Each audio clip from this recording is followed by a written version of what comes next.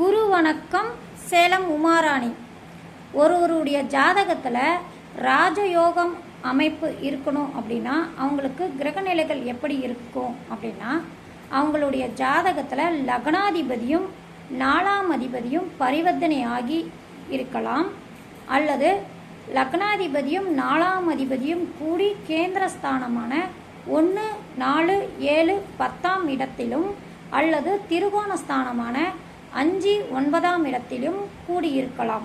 அல்லது அவங்க 2 பேர் கூடி இருக்கிற ராசியை குரு பகவானோ அல்லது லக்ன சுப கிரகங்களோ பார்வையிட்டால் அவங்க திசா காலங்களில் அவங்களுக்கு நல்ல ராஜயோக அமைப்பு அந்த ஜாதகருக்கு கிட்டும்.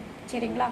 பொதுவாகவே லக்னாதிபதியும் 4ஆம் அதிபதியும் கேந்திர திரிகோணஸ்தானத்திலையும் அல்லது 2 பேரும் பரிவர்த்தனையும் ஆகி இருந்து அதை சுபர்கள் பார்த்தாலே அவங்க திசா காலங்களில் கண்டிப்பாக அந்த ஜாதகருக்கு நல்ல யோக பலன்களையே கிட்டும்.